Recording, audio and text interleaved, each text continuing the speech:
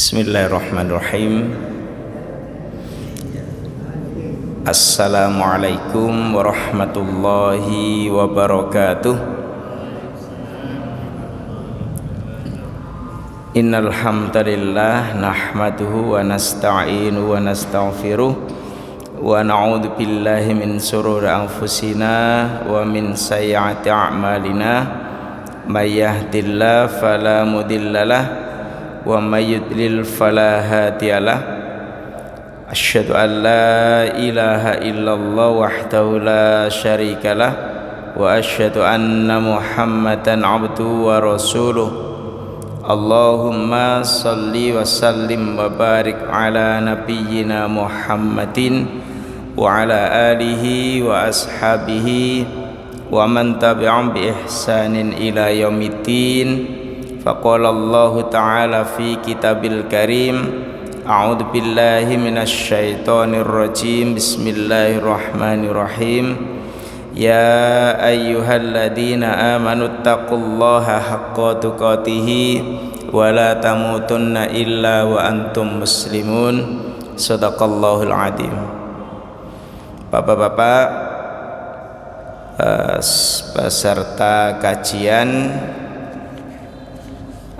jelang buka puasa yang dirahmati Allah Subhanahu wa taala, alhamdulillah pada kesempatan sore hari ini kembali Allah memberikan kesempatan kepada kita semua untuk kita manfaatkan dalam rangka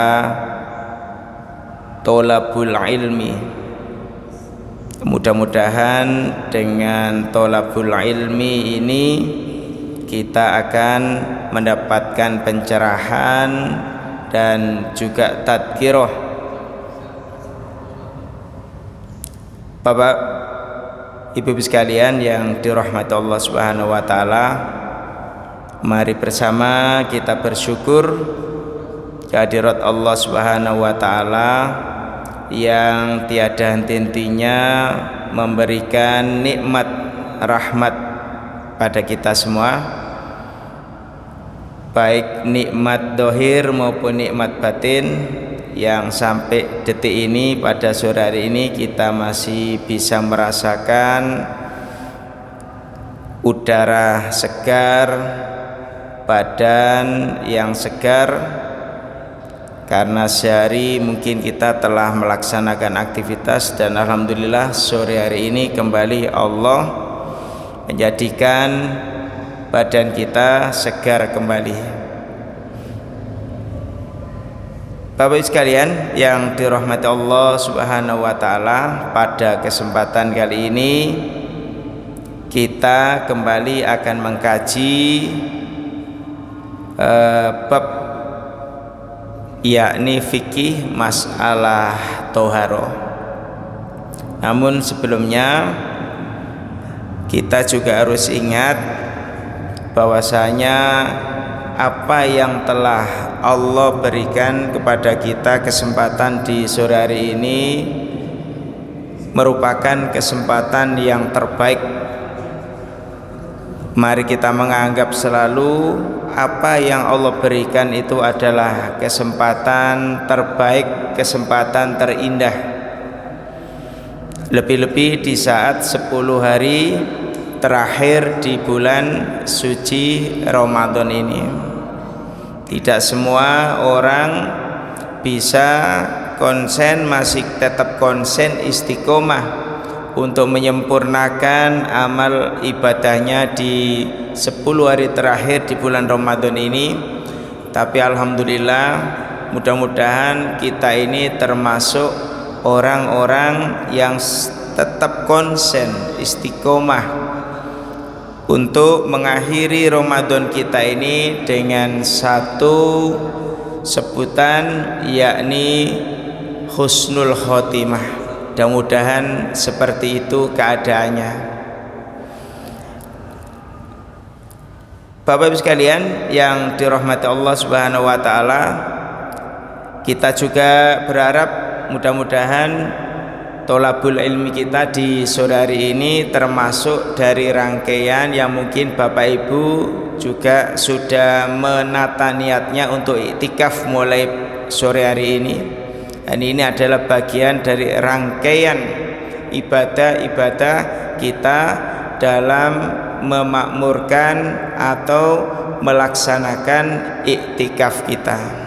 Walaupun kita mungkin kalau iktikaf itu tidak bisa secara full time ya, sehari semalam dan seterusnya bersambung selama 10 hari itu ya, kita bisa meniatkan iktikaf itu mungkin hanya beberapa jam atau beberapa saat ya, itu yang kita bisa berdiam diri di masjid untuk melaksanakan rangkaian ibadah kita kepada Allah Subhanahu wa taala. Nah, kita berharap apa yang kita bahas, yang kita kaji pada kesempatan kali ini juga mari kita niatkan untuk iktikaf ya, sebagai salah satu amalan utama di bulan suci Ramadan ini. Baik, pada kesempatan kali ini kita akan membahas hal-hal yang masih sangat mendasar dan mungkin sangat remeh, yakni pembahasan masalah lanjutan sedikit dari toharo kemarin. Pada kesempatan kali ini kita akan mengetahui tentang babum miyah.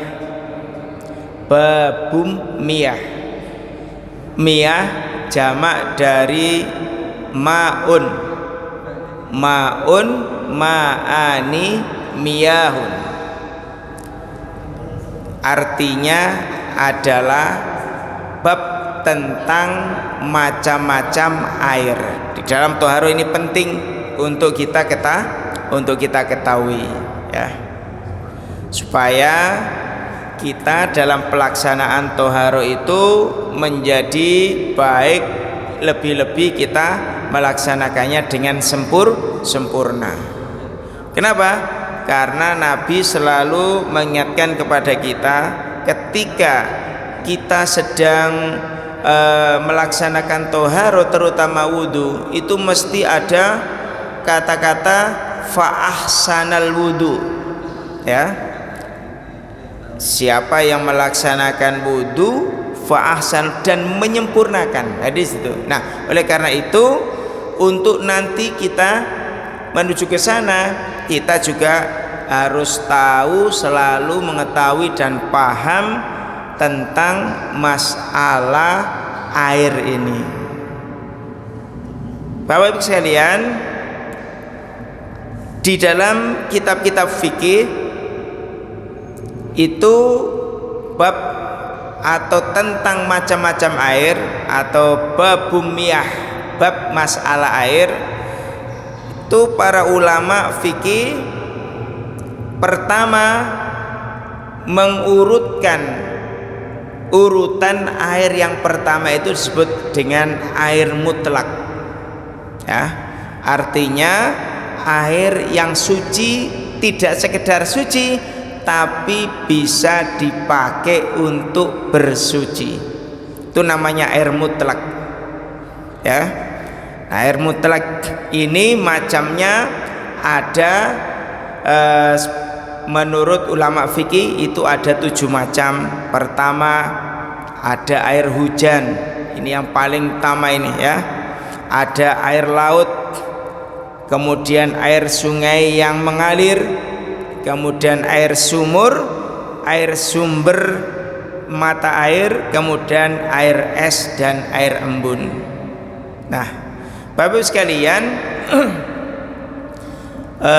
di beberapa macam air ini supaya kita lebih paham, Allah Subhanahu wa taala berfirman, salah satu dari macam air ini Allah jelaskan di dalam surah Al-Anfal ayat yang ke-11. Allah berfirman, a'udzubillahi minasyaitonirrajim, wa yunazzilu alaikum minas samaa'i ma'al liyutahhirakum bi. Surah Al-Anfal surat yang nomor 8 ayat yang ke-11. Wa yunazzilu, dan Allah telah menurunkan alaikum kepada kalian minas samai, dari langit, ma'an berupa air. Ya, ini yang dimaksud ini adalah air hujan. Liyutahhirakum, agar kamu bersuci, bihi, dengan air hujan itu. Nah, yang dimaksud air hujan yang betul-betul air mutlak itu adalah air hujan yang langsung dari langit, tidak lewat atap ataupun talang. Kalau lewat atap ataupun talang rumah, ya, itu tidak bisa menjamin kemutlakan kesucian air itu. Sebab apa? Atap rumah ataupun talang itu bisa saja terkena kotoran hewan, terutama burung atau tikus atau hewan-hewan yang lain. Jadi bercampur, ya. Jadi ini yang dimaksud adalah air yang kita yang tidak terkena atau tidak lewat perantara apa-apa, tapi langsung dari langit, ya. Jadi ini yang dimaksud air hujan. Nah, Bapak Ibu sekalian yang dirahmati Allah Subhanahu wa taala, jadi air yang langsung turun dari langit berupa hujan inilah yang termasuk air mutlak, air yang suci dan mensucikan. Ini salah satu termasuk dari diantara jenis atau macamnya air mutlak. Bapak Ibu sekalian yang dirahmati Allah Subhanahu wa taala, kemudian air laut. Nabi pernah ditanya oleh sahabat, ya, tentang status air laut. Kemudian Nabi menjawab, huwat tahuru ma'uhu wal hillu maitah, rawahu Muslim. Air laut itu suci airnya dan halal bangkainya, ya. Jadi memang sekilas kalau dilihat dari darat, air laut itu seperti kotor, tapi kalau di tengah itu kelihatan ikan-ikan yang ada di bawah, terumbu-terumbu karang, ya, semua benda yang ada di laut itu kelihatan saking jernihnya, ya. Jadi inilah yang membuat air laut ini termasuk air yang mutlak, air termasuk golongan air mutlak, air suci, bisa dipakai untuk bersuci, bisa dipakai mencuci, bisa dipakai sarana toharo yang lain, ya. Jadi bahkan kata Nabi, wal hillu maitah, bangkainya itu walaupun tanpa kita sembelih, kita menemukan ikan, silakan. Sebab hewan yang mati di air tawar dengan hewan yang mati di air laut itu beda. Bedanya apa? Kalau di air tawar itu mudah sekali membusuk, kemudian ada belatung-belatungnya, tapi di laut karena mungkin kadar keasamannya itu, jadi itulah Nabi sampai bisa meneliti di situ, ya. Jadi padahal Nabi hidupnya waktu itu jauh dari laut, ya. Kadang kita itu aneh, sebab apa? Aneh kadang memang, tapi apa yang dari Nabi itu adalah wahyu Allah, biar kita satu saat menghadapi kendala baik di daratan maupun di lautan itu punya jawaban langsung dari Rasulullah Shallallahu Alaihi Wasallam. Jadi begitu pikirannya, orientasinya itu jauh untuk umatnya di masa-masa yang datang. Pasti akan ada pertanyaan sebagaimana yang ditanyakan oleh sahabat saat itu. Bagaimana hukumnya ini Rasul? Bagaimana kedudukan ini Rasul? Jadi sekarang ini kita bisa manfaatkan. Jadi itulah namanya hikmatut tasyri'. Jadi semuanya itu ada hikmahnya. Kita temukan baik sekarang maupun yang akan datang. Semuanya ada hikmah di balik itu, ya. Sampai-sampai Nabi itu bukan seorang dokter, bukan seorang paramedis, tapi Nabi itu ngerti insya Allah semuanya sesuai dengan firman Allah. Wa ma yantiqu 'anil hawa in huwa illa wahyu yuha. Kenapa? Lalat itu salah satu bagian sayapnya itu mengandung racun dan mengandung obat. Nabi itu telah tahu. Kita ilmu kedokteran belum bisa tahu, Nabi ya telah tahu beribu-ribu abad yang lalu, ya. Kenapa Nabi menganjurkan makan dengan tangan? Itu dokter belum bisa menjawab, tapi Nabi telah menjawab dengan tuntas lewat sabdanya, ya. Jadi karena di tangan ini ada zat yang bisa membantu pencernaan, mempercepat pencernaan makanan. Jadi bedanya makan dengan sendok. Kalau makan maksudnya makanan yang bisa kita makan dengan sendok, ya, dan makan yang bisa kita makan dengan tangan. Ya, bedanya adalah ketika tersentuh tangan, makanan itu jenis makanan pun itu cepat basi, dan itu mempercepat, membantu membantu pencernaan, alat pencernaan kita itu mencerna makanan. Subhanallah, ya. Apalagi hal-hal yang lain yang secara medis apa yang disampaikan Nabi itu tidak bertentangan. Bapak Ibu sekalian yang dirahmati Allah Subhanahu wa taala. Jadi ini. Kemudian ada jenis yang kedua, air mustakmal. Air mustakmal ini air yang suci tapi tidak bisa dipakai untuk bersuci. Airnya suci tapi tidak bisa dipakai untuk bersuci. Atau ada yang mendefinisikan air bekas, ya, air yang sudah terpakai. Tapi ada juga yang termasuk air mustakmal ini adalah air walaupun dia suci tapi dia tidak bisa dipakai untuk bersuci. Contohnya, ya, air kelapa. Siapa yang bilang air kelapa itu kotor? Tidak. Cuman air kelapa ini bukan termasuk air mutlak. Walaupun suci tapi tidak bisa dipakai untuk bersuci, ya. Siapa bilang air teh itu najis atau kotor? Tidak.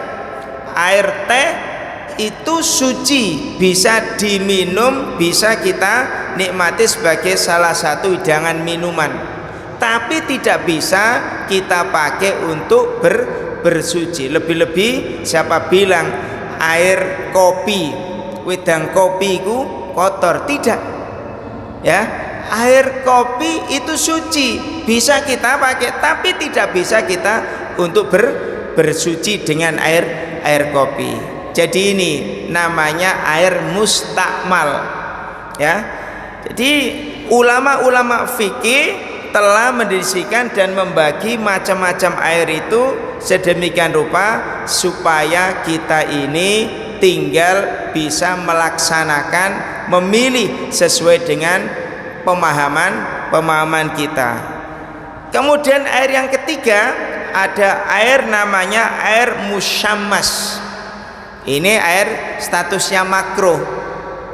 Baru para ulama, air ini statusnya makruh karena sudah lama terkena sinar matahari. Misalnya ada air yang mengembung di mana, di atas atap kita, di mana talang itu ya, tersisa dari hujan itu sudah lama terkena air panas, atau di tempat mana ya air itu yang tidak mengalir kemudian terus terkena sinar matahari, dikhawatirkan air ini adalah air yang membawa penyakit. Makanya para ulama ya menghukumi air ini kalau kita pakai bersuci ini air makruh namanya. Makruh itu mendekati kepada terlarang untuk dipakai ya. Jadi untuk yang ketiga ini air najis, statusnya jelas haram untuk dipakai untuk toharo. Jadi ini macam-macamnya air supaya kita bisa bersuci dengan sempurna melaksanakan toharo, karena air ini adalah alat toharo yang paling utama. Di samping ada debu atau ada batu, kalau memang tidak ada air ya. Dan di tempat-tempat yang mana misalnya hotel yang maju berbintang atau katakan kita naik pesawat, itu mesti di sana tidak akan menyediakan air, yang ada adalah tisu ya. Dan tisu itu juga termasuk alat toharo pengganti air ya. Jadi ini alat toharo atau macam-macamnya, air mutlak, air mustakmal, kemudian air musyammas, dan juga air najis yang perlu kita ketahui kembali ya. Mudah-mudahan dengan kita mengetahui babumiyah, bab air ini, kita bisa melaksanakan toharo ini dengan sempurna. Ada lagi hukum bagaimana melaksanakan toharo di tempat air yang diam. Misalnya di Sugio ini ada telaga ya, telaga. Saya yakin ketika kita melihat kondisi air saja sudah tidak meyakinkan untuk kita melaksanakan toharo, maka hukumnya tidak boleh kita toharo di air telaga itu. Kenapa? Statusnya air itu air diam, tidak air mengalir. Air sungai itu bisa kita pakai untuk alat toharo, karena air sungai itu syaratnya air mengalir. Jadi air mengalir itu beda dengan air yang diam ya. Jadi ini bapak-bapak ibu sekalian, nah karena itu saya akan membacakan sebuah hadis ya tentang fadilah wudhu ini, supaya kita bisa melaksanakan nanti toharo ini dengan sebaik-baiknya. Bapak sekalian, di dalam sebuah hadis yang ini insya Allah agak panjang ini, nanti bab tentang masalah dalilnya wudhu itu di Al-Quran itu sudah jelas di surah Al-Ma'idah ayat yang ke-6 ya. Hanya satu ayat itu. Bismillahirrahmanirrahim. Ini bab toharo yang pertama. Idza tawaddo'al abdul muslim fa wasala wajahu kharaja min wajhihi kullu khati'atin nadara ilaiha bi'ainihi ma'al ma'i au ma'akhiri qatril ma' fa idza wasala yadayhi kharaja min yadayhi kullu khati'atin kana batashat hayatahu ma'al ma' au ma'a qatril ma'i fa idza wasala rijlaihi kharajat kullu khati'atin masyadha rijlahu ma'al ma'i au ma'a akhiri qatril ma'i hatta yakhruju taqiyam minad dunubi. Bapak Ibu sekalian, ini termasuk dari salah satu fadilah kita melaksanakan wudu, ya. Kata Rasulullah SAW di dalam hadis yang agak panjang diriwayatkan oleh Imam Muslim ini, idza tawaddo, apabila kamu melaksanakan wudu, al-abdu, seorang hamba, al-muslimu, yang muslim, maka kata Rasulullah SAW, faghsala wajahu, maka dia membasuh wajahnya, itu membasuh wajahnya, kharaja min wajhi, akan keluar dari wajahnya itu kullu khati'atin, jadi akan keluar dari wajahnya itu semua kesalahan atau dosa-dosa yang diperbuat oleh wajahnya. Jadi mungkin dari lisan kita, kemudian dari mata kita, pokoknya anggota badan yang ada di wajah kita itu akan mengeluarkan dosa-dosanya. Kata Rasulullah SAW, kullu khati'atin, setiap dosa-dosanya yang ada di wajahnya ini. Nadhara ilaiha bi'aini, yang dia lakukan karena mungkin pandangannya, karena mungkin mulutnya, dan sekali lagi anggota badan, anggota tubuh yang ada di wajah.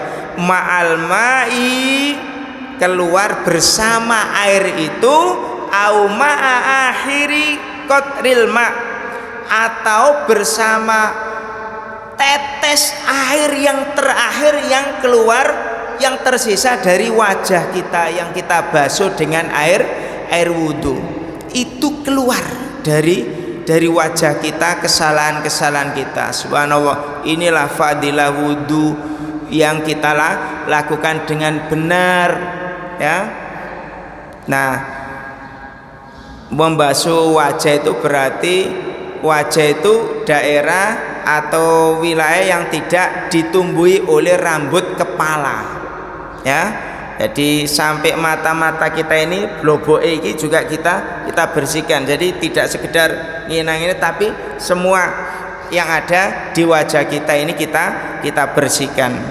Kemudian faida wasala yadaihi, apabila seorang hamba yang wudu itu membasuh kedua tangannya, ya, kedua tangannya. Sudah sering dijelaskan. Jadi tangan, ya, tangan, membasuh tangan sampai siku, berarti arahnya itu dari tangan dulu kemudian ke siku. Jadi ini, ya, membasuh kedua tangan sampai siku, bukan siku ke tangan. Jadi ini kadang kita ini terbalik. Makanya sudah saatnya konstruksi wudu di sabilillah itu, ya, seperti di masjid-masjid di Lamongan itu ada tempat duduknya, ya, di Al-Azhar, sudah enak gini. Itu kan nyontoh di Mekah atau di Madinah kan seperti itu, jadi enak. Jadi iso ngene, tangan dulu kemudian siku, bukan siku ke tangan, ya. Wamsahu biwujuhikum wa aidikum ilal marafiq, dari tangan menuju siku. Jadi semua ada istilahnya di sini, ya. Yadun, tangan, aidi, ya. Mirfak berarti siku, ya. Katifun, pundak, ya. Jadi ini ada istilahnya. Nah, ini mari kita perbaiki, terutama wudu kita laksanakan dengan baik agar tidak seperti orang-orang yang tidak pernah ngaji. Ngapunten ya. Jadi ngaji itu perlu dipraktekkan. Jadi wa ghasala yadayhi, membasuh tangannya, kharaja min yadayhi kullu khati'atin, akan keluar dari tangannya ini.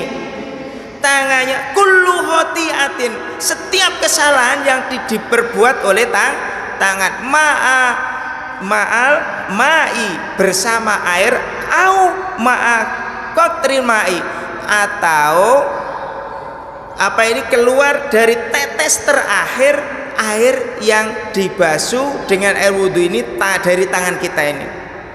Jadi subhanallah, dengan wudhu ini ternyata fadilahnya itu luar biasa. Kemudian faida wasala rijlaihi kharajat kullu khati'atin, ketika seorang hamba wudhu itu membasuh kedua kakinya ya, kaki berarti kaki sampai mata kaki, dari kaki berarti ke atas, bukan seperti kita, mohon maaf Bapak ya, mohon maaf, pet itu kita nyalakan kemudian kita gini aja ya, itu menyalahi sunnah.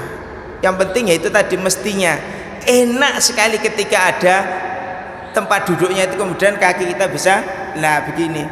Sampai Nabi bilang ini harus pakai jentik ke sela-sela kaki, enggak pakai jentikan. Nabi itu memberi contoh ya, pakai jari kelingking kita untuk sela-sela kaki, yang dimana sela-sela jari kaki itu adalah tempat kotoran yang tidak kita ketahui, mungkin ada debu yang kotor. Jadi oleh karena itu kata Rasulullah SAW, kharajat min kulli khati'atin, akan keluar dari kaki kita itu kotoran-kotoran atau dosa-dosa yang diperbuat oleh kaki, ma'al ma'i, bersama air, au ma'a akhiri qatri ma'i, atau dari tetes terakhir air yang membasuh, air wudhu yang membasuh kaki kita. Untuk apa itu semua Bapak Ibu sekalian? Hatta yakhruju taqiyam minad dunub, sehingga dia, seorang hamba itu akan keluar ya dalam keadaan benar-benar bersih dari dosa. Subhanallah, inilah Bapak Ibu sekalian. Oleh karena itu di dalam beberapa hadis itu mesti Nabi itu tadi saya bilang, ketika seorang itu melaksanakan wudhu kemudian menyempurnakan wudhu itu, man tawaddo'a fa ahsanal wudhu'a kharajat khotoyahu hatta tahruja min tahti adfari. Barang siapa yang wudhu tapi bukan sekedar wudhu, fa ahsanal wudhu, dan dia menyempurnakan wudhunya, kharajat khotoyahu, akan keluar dosa-dosanya, hatta tahruju, sampai keluar dosa-dosanya itu, min tahti adfar, yakni dari ujung kukunya. Jadi akan keluar bersama air yang menetes itu dari kuku-kukunya ya. Bapak sekalian, tahukah bahwasanya salah satu tempat persembunyian setan yang nyaman di tubuh kita itu adalah kuku kita ini, terutama kuku yang kotor itu. Jadi ini ternyata Nabi itu mensunahkan, di salah satu hadisnya ada khamsatu min sunnah, yang harus dilaksanakan sunnahnya terpotong setiap minggu sekali, yakni potongku setiap hari Jumat ini ya. Bapak Ibu sekalian yang dirahmati Allah Subhanahu wa taala, dengan toharo ini sesungguhnya untuk penjagaan supaya kita ini bisa bersih lahir dan batin. Barangkali ini yang bisa saya antarkan dalam pengantar berbuka puasa di sore hari ini, mudah-mudahan berkenan dan bermanfaat ya. Akhirnya subhanakallahumma wa bihamdika asyhadu an la ilaha illa anta astaghfiruka wa atubu ilaik. Assalamualaikum warahmatullahi wabarakatuh.